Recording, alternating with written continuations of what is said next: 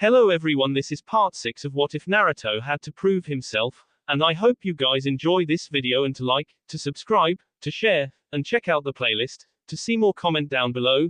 Now let's start the intro. They call me a god.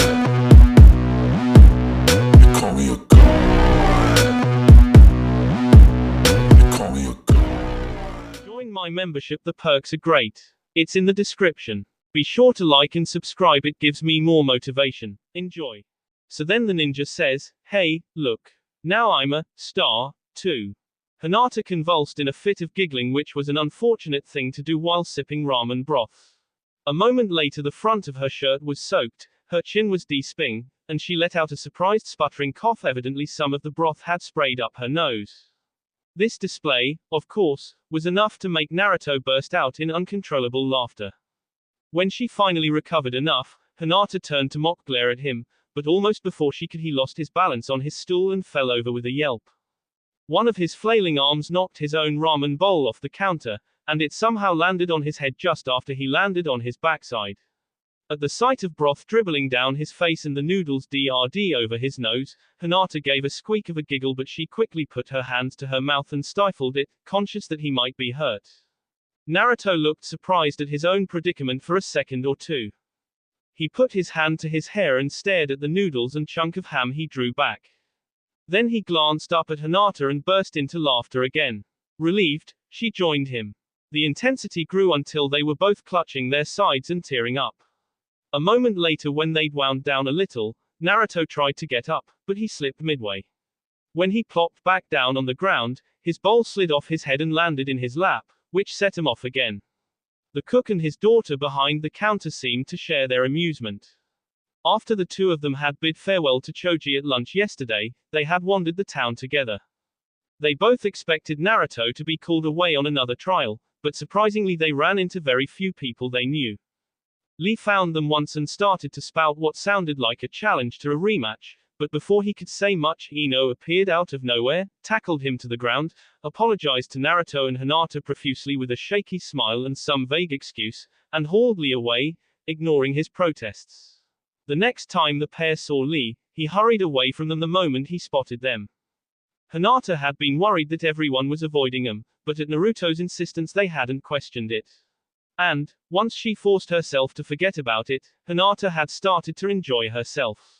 They spent a pleasant afternoon visiting each other's favorite spots in the village, and eventually found themselves on a relaxing stroll through the park.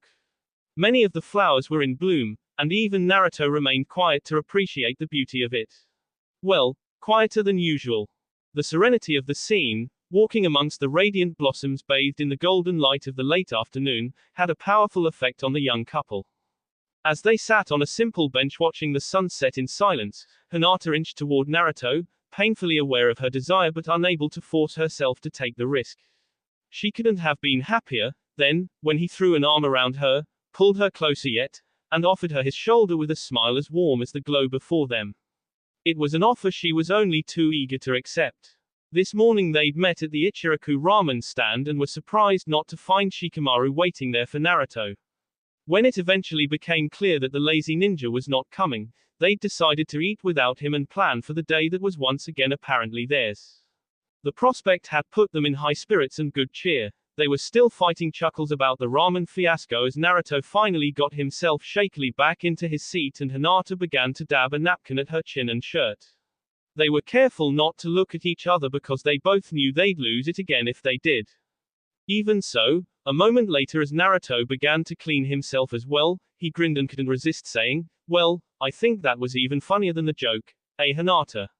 She didn't respond. He glanced over and began to repeat himself. "I said, I think that whole thing was even funnier." His voice trailed off as he saw that she was staring at something behind them. He turned to look and gave an involuntary start. About 10 feet away stood Neji Hyuga. He faced them, rock still and silent. He had arrived without a sound. Naruto had no idea how long he'd been there. His expression was not angry or aggressive or anything else of the sort. He wore his mission face totally calm, impassive and collected. But the thing that startled him was the other boy's eyes. Neji's Byakugan was active, and he was studying Naruto with the intensity he only devoted to a potential opponent. His gaze was objective, calculating, and thorough, as if already weighing tactics and advantages. Neji was not in his combat stance, but he was clearly ready for a fight.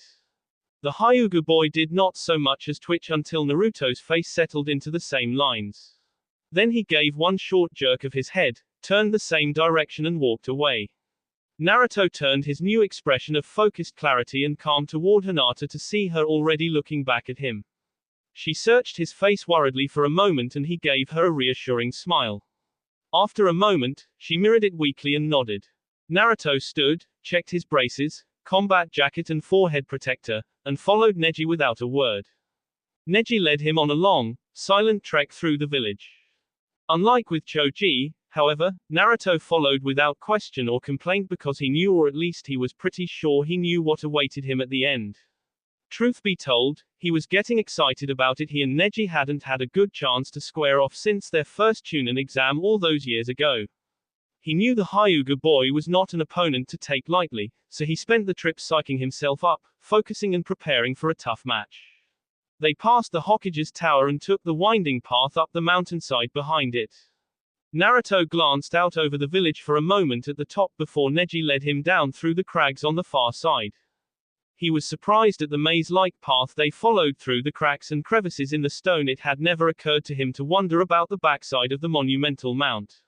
Soon they emerged in a small, open area bordered half by rocky formation and half by the beginning of a small grove of healthy trees.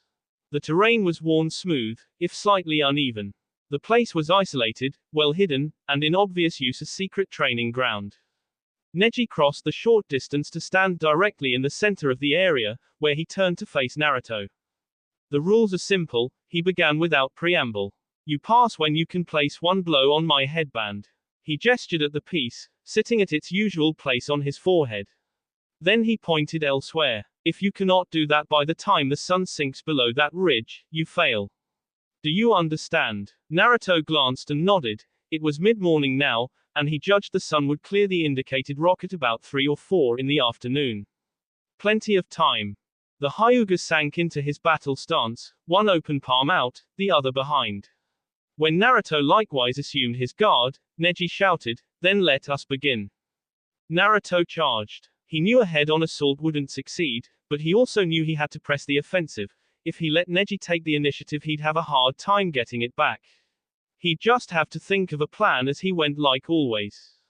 At first, things seemed to be going well.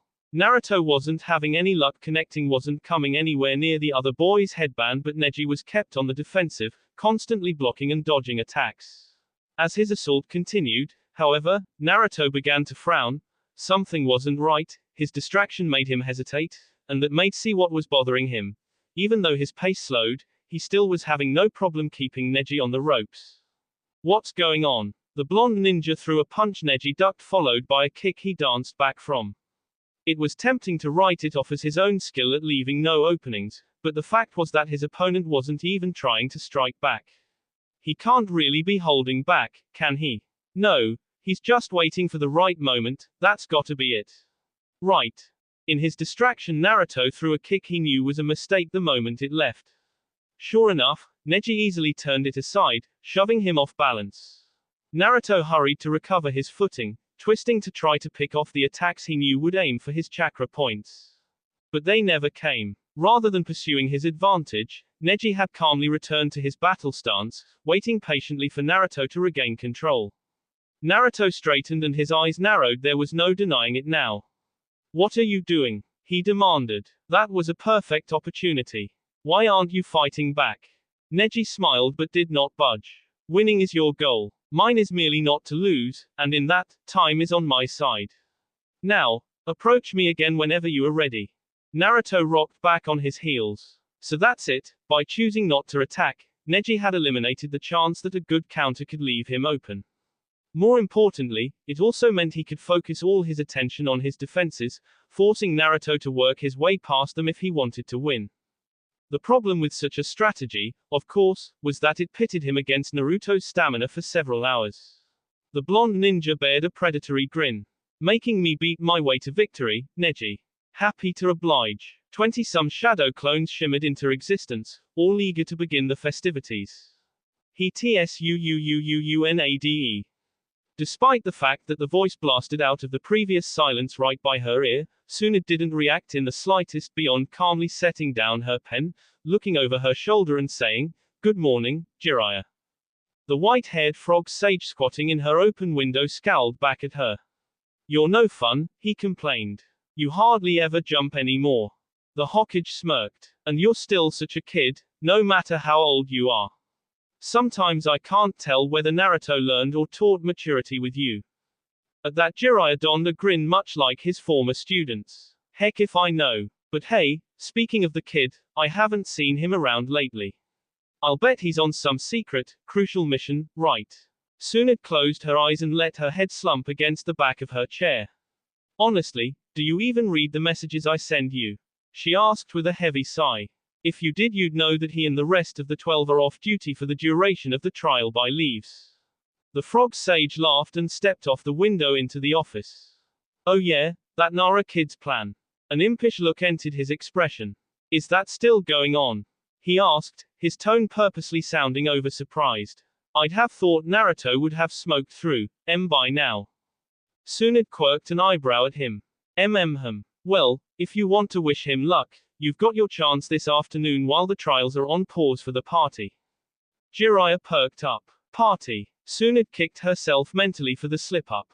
"Yes," she began reluctantly, "apparently Ino is planning to throw a celebration for Naruto's progress. Discounting Shikamaru's test, he's passed every challenge given him so far as if anyone expected elsewise." The old man smiled. "Is that so? Is he going with anyone special?" The strange glint that had appeared in his eyes made Tsunade suspicious. Nevertheless, she cautiously answered, "Ino hasn't told him yet, but Shikamaru indicates that Naruto's been spending a large part of the last month thinking about Hinata." Jiraiya sprouted a wicked smile. "Has he now? Good for her. You know, maybe I should stop by and see if I can't breathe a bit more life into things." She stiffened. "You'll do nothing of the sort. Those kids are going to have a good enough time without you and your sense of humor fouling everything up." The old man scowled. "Oh come on Tsunade, you can't tell me it isn't fun messing with the younger generation." Tsunade glared at him. Just because he was right didn't make it okay. "Jiraiya." The frog sage threw his hands up in smirking surrender. All right. But Tsunade could see those crooked wheels in his head turning. In an effort to derail them, she pressed, "Now then, I know you didn't come back here just to say hello or wish Naruto luck. What have you got for me?" Jiraiya sighed. "Right, business." His face settled into serious lines, his posture shifted in some imperceptible way, and suddenly he was the hardened shinobi all the stories said he was. "I came to let you know I finally made it back to that warehouse." The Hokage's eyes flickered in recognition. She spun her chair toward him and became completely attentive. "What did you find?" "Not much. The scene was 3 years old and I wasn't able to stay there long, but we knew that'd be the case." He closed his eyes and thought. "Still, there was enough residual evidence that I'd say it's a pretty safe bet the older one is S. And the younger?" Jiraiya grimaced and shook his head. "I have no idea." Tsunade leaned forward, placed her elbows on her knees and folded her hands together, and let her eyes lose focus. Jiraiya left her to her thoughts for a long moment before asking, "Think we should tell him?" She brought herself back to the present and slowly shook her head. "No. He's got other responsibilities now. We can't afford the massive manhunt he'd start. We've also got no real evidence either way, and since we haven't heard anything about it in 3 years, we have to go with our first assumption." She straightened and shook her head again, firmly this time. "No, it wasn't that long ago that he finally got over it the first time. I'm not going to put him through that again, not for what's almost certainly a false hope." His eyes drifted off and he nodded. "Probably the best idea." She gave him a close look. "Is there something more?" Jiraiya glanced back at her. "Yeah, something's up in the hidden stone village. I don't have any leads at the moment, so I thought I'd hang around here a day or two and then head over to the land of Earth to see what I can sniff out." Tsunade pursed her lips. "The stone village, huh? They're not particularly friendly toward us at the moment." He gave a mirthless chuckle. "Who is, besides the sand? So even though you're not formally a leaf shinobi, be careful, all right." The mischief returned to his eyes and his mouth sprouted a sigh smirk, effectively demolishing his serious demeanor. Why Tsunade, I'm touched by your concern. I mean it, Jiraiya, she said, cutting him off with a stern look. Then her eyes softened. After family, the bonds we share with our teammates are some of the most precious. You may be an immature, irresponsible old rogue, but you're all that's left of that group. He was silent for a moment before his smirk grew into an obnoxious grin. Hey, it's me, right? What have you got to worry about? He crossed back to the window and hopped up onto the sill. Tsunade rolled her eyes. Yeah, it's you. Speaking of which, and Jiraiya. Stay away from that party, you hear me? He flashed an innocent look over his shoulder, but just repeated, hey, it's me, right? Then he was gone. Her eyes narrowed. Right, she muttered in agreement. Then she turned toward her office door and raised her voice. Shizune, I have a special mission for you. Neji leapt over one shadow clone and twisted away from another midair, but when a third tried to exploit the opening, it caught the Hyuga boy's foot to its chin and exploded. Naruto grimaced. Too many. He pulled two more clones back from the fight even as he himself leapt into the fray. It had quickly become apparent that Neji would not attack unless he was clearly overwhelmed. At the point when he couldn't block or dodge successfully, he would quickly reduce the odds until he could again. Neji seemed to think he could handle about 8 Narutos at once, though that number shrank as they became more aggressive. Because of that, Naruto also finally understood the other boy's point about time. Rushing would get them nowhere, so Naruto and his clones had to be patient, wearing Neji down slowly bit by bit. In other words, it had become a waiting game. But even so, did Neji really believe he could win such a contest? The Hyuga skirted away from the crowd toward an empty space, but 3 duplicates blitzed around behind him and threw shuriken. 2 more charged from the sides, and the original stalked forward from the front, ready to jump any direction. Another Naruto leapt into the air to catch him if he fled that way. With nowhere to run, Neji began to spin.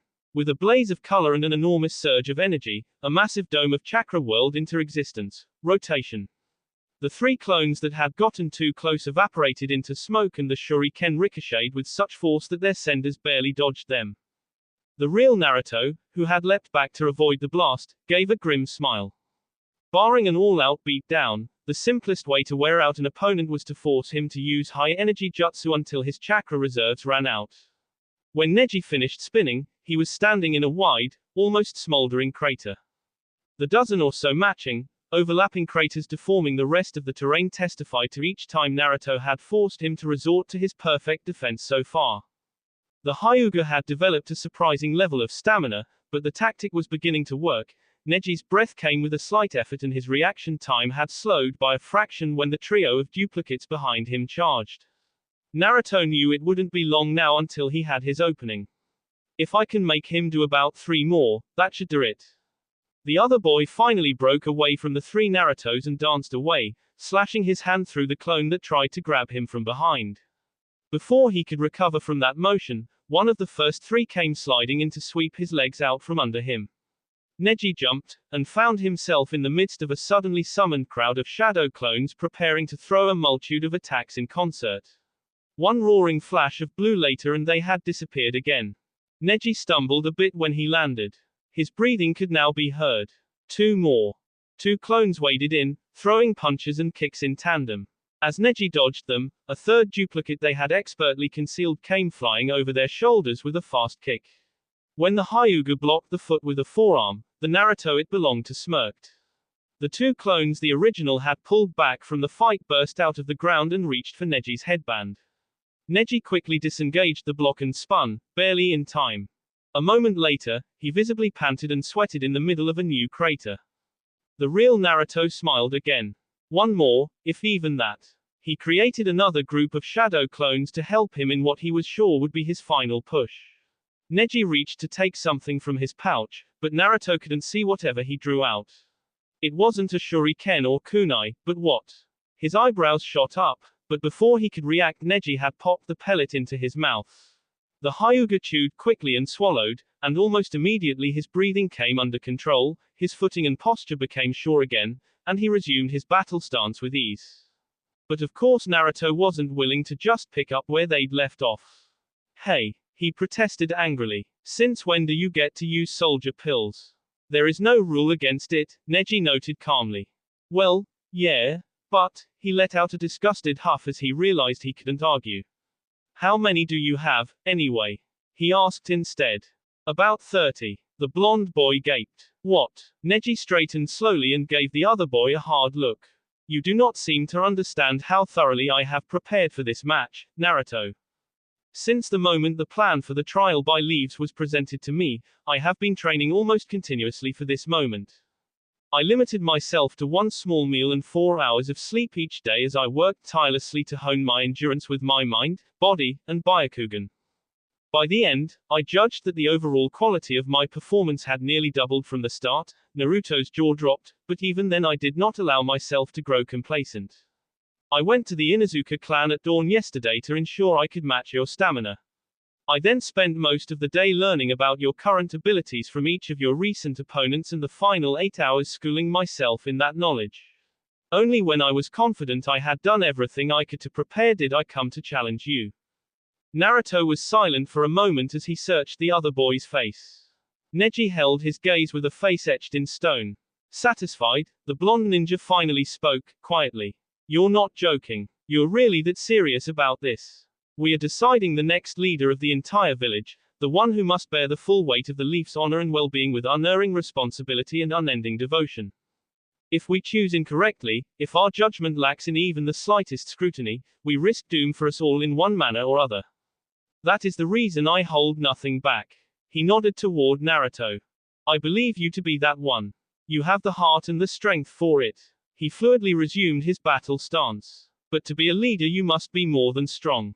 You may be capable of defeating any opponent in the long run, but what will you do if lives hang in the balance and you must win a battle quickly?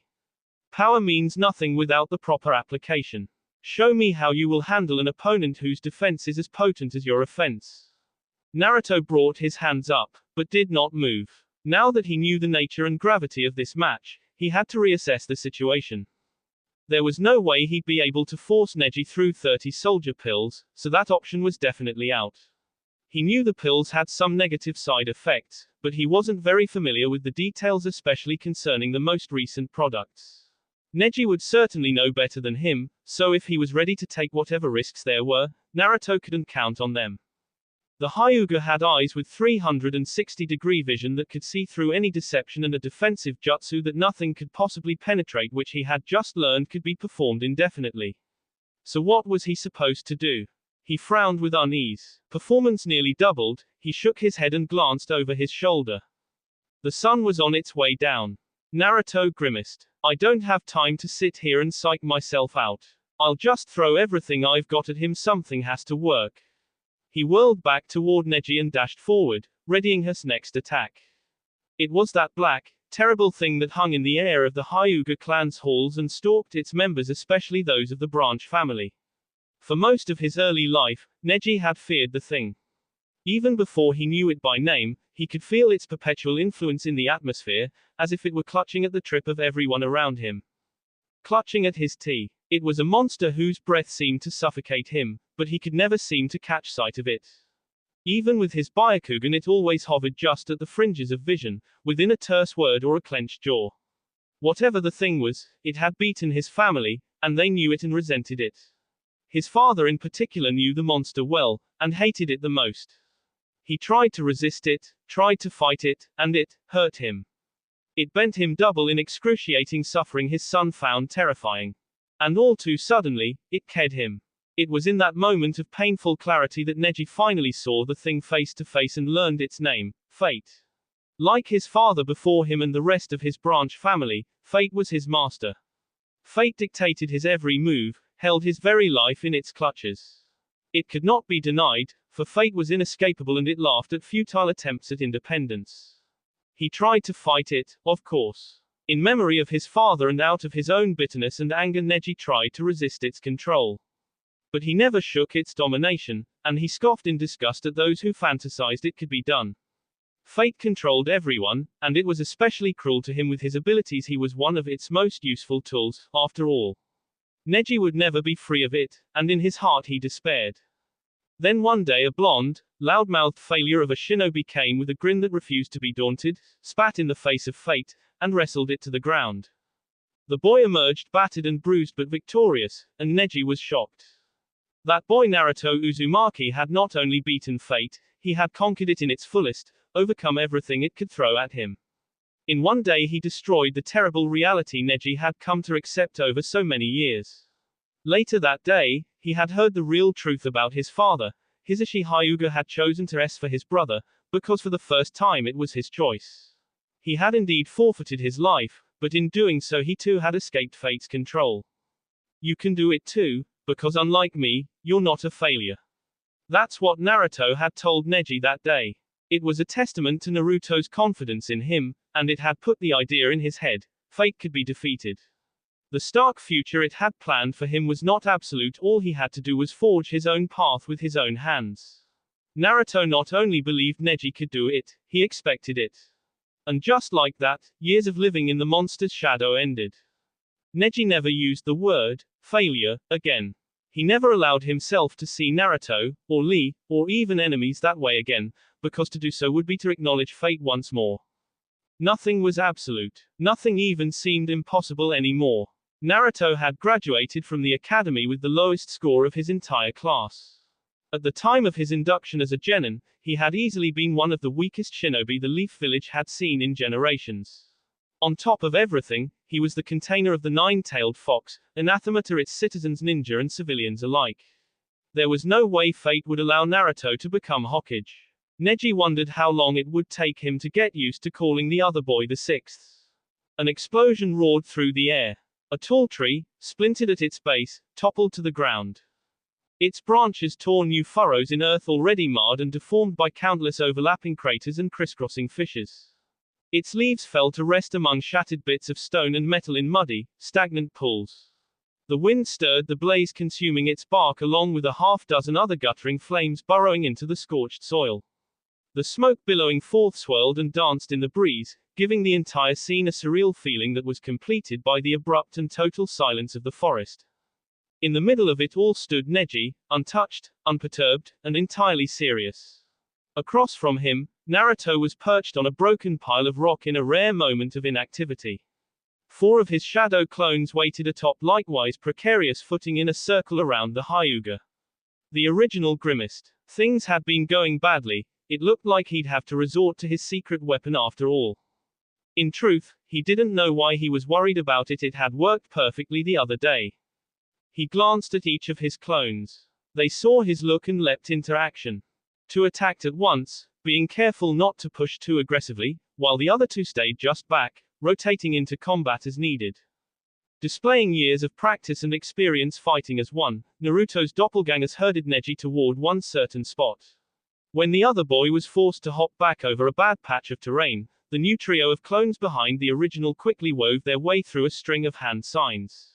In a small flash of light, they vanished, and in the same instant reappeared behind Neji. Half an instant later, the first took a chakra strike to the chest. The second was destroyed by a slashing heel, and Neji tripped the third and tossed it over his shoulder into the first group. As the 2 clones that survived stumbled backward, Neji whirled, crouched, and espered a finger among the rocks. Focusing some chakra like a knife, he split the flying thunder seal tag Naruto had surreptitiously hidden there in 2 neat pieces. He stood and looked past the 2 surprised duplicates at the other boy. Did you not understand me? There is no trick, no technique that you have ever demonstrated that I do not know about. Not even this, he said, holding up half of the severed paper. The 2 shadow clones gave a noise of disgust each and moved to engage him, but the real Naruto remained strangely still and silent. Nothing had worked. He'd done everything he could think of, gone through his whole bag of tricks, but nothing succeeded. Force, technique, speed, stealth, everything had failed. When had Neji gotten so strong? Performance had nearly doubled from the start. Granted, without the soldier pills the Hyuga would have folded long ago, but there were shinobi out there who did have this much stamina. What will you do if lives hang in the balance and you must win a battle quickly? What would he do? Before this, his battle plan had largely depended on his ability to beat his way to victory, outlasting opponents or improvising on the spur of the moment. What if that weren't enough? To be a leader you must be more than strong. More than strong could he be that? He had to be. If we choose incorrectly, we risk doom for us all.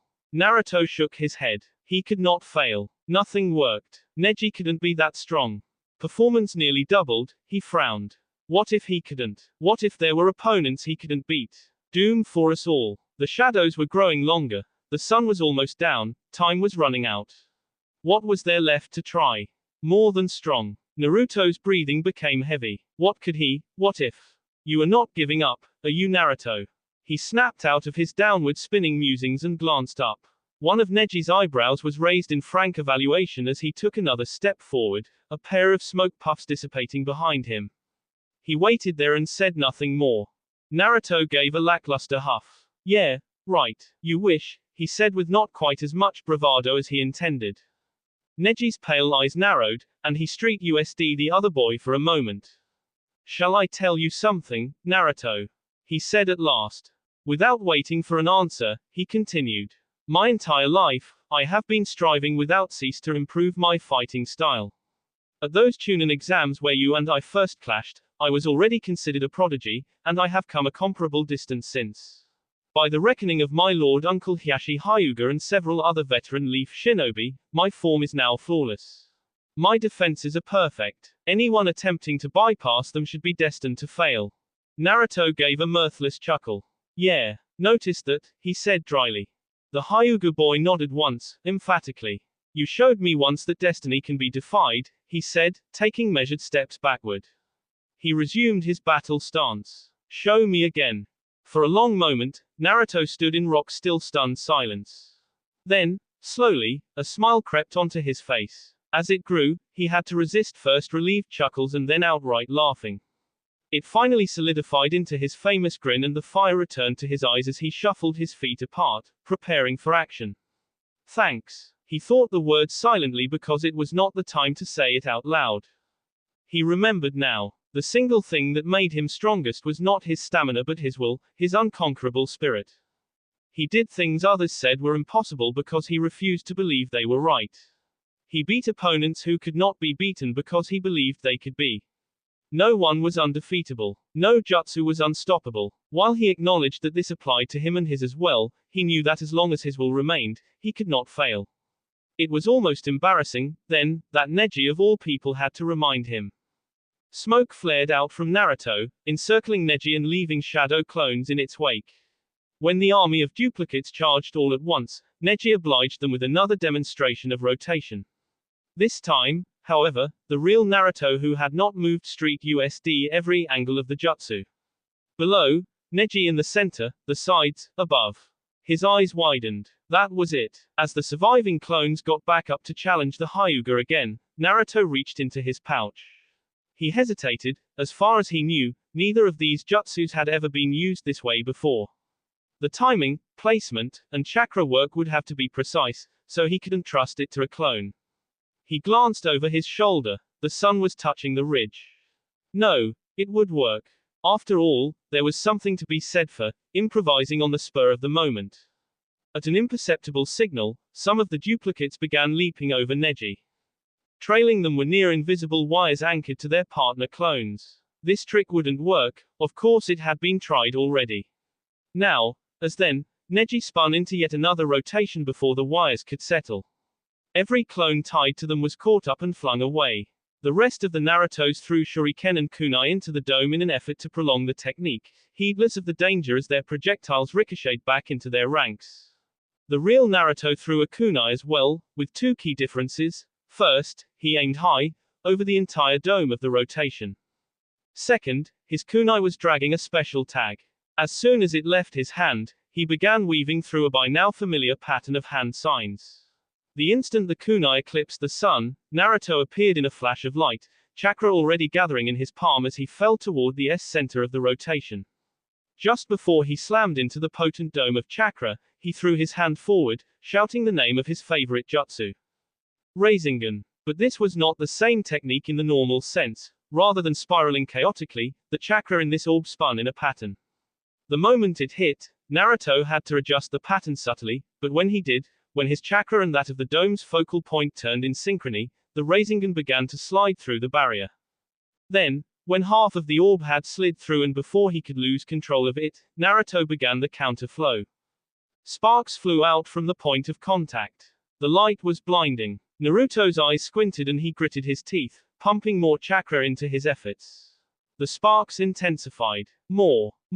The sparks became waves of energy rippling out of control. The fire rendered on Naruto's coat already rippling violently in the wind danced into life as the genjutsu threads in the fabric absorbed some wayward chakra seeping out from him. The dome began to slow. Naruto gave one final push. With a tremendous boom, and a brilliant flash, rotation flared out of existence. Neji, his momentum suddenly and forcibly ground to a halt, stumbled in surprise. His feet, expecting to continue their previous motion, tripped up, and his eyes snapped shut as he fell forward. When he inexplicably did not hit the ground and his feet found purchase again, he opened his eyes. He saw a blonde boy in a long white coat seemingly crouched in a circle of radiant flames. Naruto smirked up at him. Power means nothing without the proper application, right? It was then that Neji realized he was being held up by a single finger pressed to the center of his headband. He glanced up at the sun. It was half hidden by the rocks, but still visible. The genius of the Hyuga chuckled. Correct, he agreed, glancing back down at his friend. The test of cunning, passed. Naruto's smirk grew into a grin. The fire returned to stillness as he stood and helped Neji get his balance. Destiny 0, Naruto 2, he said cheerfully. You know, when I saw you this morning, I almost thought for a moment you were just mad that I was spending time with Hinata, Naruto said idly, arms crossed behind his head. The two of them were walking back down the stairs leading down the cliff side into the village. Neji glanced over at him. Why would you think that? He asked, sounding genuinely curious. The other boy hitched. Well, I dunno, he scratched the tip of his nose awkwardly. I mean, she's your cousin and all, and she and I are, well, so I thought. Neji chuckled. You make her happy, Naruto, and I believe she does the same for you. Why would I want to interfere with that? No, I am glad for the both of you. He turned forward again and looked up at the sky almost wistfully. In fact, your efforts in that regard as well as what you did today have encouraged me to make a decision I have been considering for a while now. Naruto squinted and Saint USD him closely. That was a strange look on Neji's face. What decision? But Neji just shook his head and waved the question off. In any case, you had best go find Hinata. I am certain that Ino will be with her to tell you the news. They'd reached the end of the path and stood at an intersection of streets in the village proper. Neji turned in the direction of the Hyuga compound and started off. I must finish my preparations as well. Until tonight, Naruto. Then he was gone into the bustle of villages. That left Naruto standing in the middle of the crossroads, staring after the other boy in utter bafflement. Neji closed his bedroom door and had barely crossed the distance to his bed before collapsing onto it, his muscles screaming for rest. Only the first of the pills he'd taken during Naruto's trial had been a soldier pill in the typical sense. While it may have been more effective in sustaining his stamina, overdosing on the real pills would have caused serious harm to his body. Instead, most of his supply had been a new type of supplement pill, recommended by Lady Inuzuka. Rather than act as a stimulant, these capsules delivered a concentrated packet of nutrients that was quickly and easily broken down and absorbed by the body to provide an energy boost. The effect took more time and was significantly less potent, so naturally Neji had grown more and more fatigued as the battle wore on, but the time the supplements bought for him plus his own stoic acting, the Hyuga way was nothing if not disciplined, had succeeded in fooling Naruto. He'd managed to force the other boy to display the aritical prowess all his teachers said he possessed, so the trial was a success. Shikamaru would be pleased for the report. For now, though, he needed to rest. The supplements helped keep the crash of the soldier pill at bay, but they were not without their own minor side effects, and now it was all crashing down on him at once. Idly, he wondered if his body would be able to move again by the time he needed to pick Tenten up for tonight. His vision was beginning to swim. He let his head loll to the side so he could look at the small box on his desk before letting sleep take him. Tonight, I will. A party. Ino quirked an eyebrow. You don't have to sound so surprised, Naruto. You beat Neji's test, didn't you? She asked pointedly. She plucked a bit more ramen from her bowl as she waited for his response. Naruto had indeed found Ino waiting with Hinata at the first place he'd thought to look, Ichiraku. They were not surprised to hear that he had passed his latest trial, though Hinata had been visibly relieved, but Naruto certainly wasn't expecting the news the blonde girl had to offer him. Sitting on the next stool over in front of another bowl, he blinked. Well, yeah, but. Then you're halfway done, she interrupted enthusiastically. Isn't that cause for celebration? He grimaced, he always felt so awkward at those things. He opened his mouth to protest, but Shikamaru, seated on the far side of Ino, cleared his tea. More importantly, the lazy ninja began, giving Ino a cool glance before looking at Naruto. I'd like to remind you that all 12 of us are off duty while you're going through the trials. That means that most of us are practically bored out of our minds each day while we wait for you, he explained tiredly. At the same time, unlike for you, this is the first break from ninja work that most of us have had for a while. I couldn't care less, but some of us could use a good stress reliever. He gave a languid shrug. Think of this as good a way to solve both problems. Naruto was just about to argue the point when Hinata spoke up from the stool to his right. I think it sounds like it, she began meekly. Well, it could be fun, she blushed. You that is, if you don't mind, she finished quietly, eyes never leaving her own bowl. He slumped and groaned inwardly. How could he refuse now? And, actually, the more he thought about it, the better it seemed. After all, it would just be his friends there, right? Perking up a bit, he nodded slowly.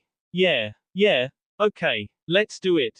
Ino rolled her eyes. As if you had any say in the matter, she said sarcastically. Look, we wouldn't have even told you about it beforehand, except that we need to know a thing or two. First of all, it's a couples-only dance. Who are you going with? She asked with a sly smile and innuendo in her tone. And Sakura and I already have dates, so you can't pick us. Naruto looked offended. What kind of a question is that? I'll go with Hinata, of course. He didn't see the girl in question simultaneously blush and brighten behind him. Ino smiled as if in triumph. All right, the second thing is the dress code formal. What's the fanciest outfit you've got, Naruto? He hitched. Well, probably this, he said slowly, indicating his current, everyday attire. Ino did not look impressed. You're going to need something classier than that. Much classier. Don't worry, I'm sure Hinata can help you pick something out. She is your girlfriend, after all, she added playfully. Then she winked. Just don't change in front of her, okay? In perfect unison, Naruto and Hinata glanced at each other, blushed crimson, and began sputtering incoherent protests. Shikamaru, partially successful in hiding a smile, got lazily to his feet. Well, now that that's all settled, we ought to head out, final preparations and all. Just come to this address at sunset, all right. He dropped a piece of paper down on the counter. Then Ino took his arm and they walked away, leaving the still babbling lovebirds behind. Hinata laughed at the outrageous costume Naruto strutted out of the changing room wearing as a joke. He grinned at her reaction and struck a few silly poses, making her laugh even more. They exchanged a few comments before he went back in to try on the real next outfit. The process had started out rather awkward, mostly because of Ino's departing comments, but they had both quickly warmed up to the task, and by now were quite enjoying themselves. The pattern they'd settled into was a simple one: browse through all the available selections, pick out several they liked, and then he'd try them on one by one and they'd bat observations back and forth about each of them. They'd been to 3 different stores already and he'd tried on a couple dozen outfits, but they hadn't found one that they both liked that was comfortable and what they considered fancy enough. Even so, they didn't mind. It was a fun time for both of them. And, during the time that Naruto was changing, it gave Hinata time to think about the two of them, about this strange feeling she'd had for 2 days now, ever since watching Naruto and Shoji play with children in the park. It was a lingering restlessness that, well, she could only describe as desire, because it resembled that feeling, which she'd had for years as she waited and hoped for Naruto to notice her. And he finally had, and life had been wonderful ever since. She should have been ecstatic, endlessly happy that her dream had come true and she was, but then, what was this desire, this persistent unease that had come to plague her? It had only grown stronger the more time she spent with him, and that, ironically, led her to the truth. It couldn't last. She is your girlfriend, after all. That's what Ino had said, and Ino was right. Against all odds, she, Hinata Hyuga, was the girlfriend of Naruto Uzumaki. But then what? That type of relationship could not persist forever. Either it ended, and the boy and the girl became just friends, again, or just the opposite, and they. She blushed fiercely at just the thought of it. She was having the time of her life. Being with Naruto this way had been everything she'd thought it would be and more, but did she even have the right to want for more? What she felt now, a taste of what could be, was unbelievable. The thought of losing it, of becoming just friends, again was unbearable. But could she honestly hope to become his? No, certainly not. She would never be good enough for him, not on that level. But then again, she never thought she'd have this much, either. A year ago, even 2 months ago, she would have thought it manifestly impossible that she would be waiting to offer her opinions on clothes Naruto would be wearing to take her, of all people, to a formal dance, and she never would have even dreamed that he would really, in actual reality, be her boy. She couldn't even think it without her head swimming at the idea. So maybe, just maybe whatever miracle had brought them this close would be kind to her, and reappear. Maybe there was a slight chance that they, the two of them, Naruto and Hinata, could be even more. With that little hope in her heart, she was smiling again when she heard him coming back out. When he came into sight, she gave a small gasp. Now that one was a keeper. That will be all for this video. Be sure to like, subscribe, share, and comment down below for more videos. Goodbye.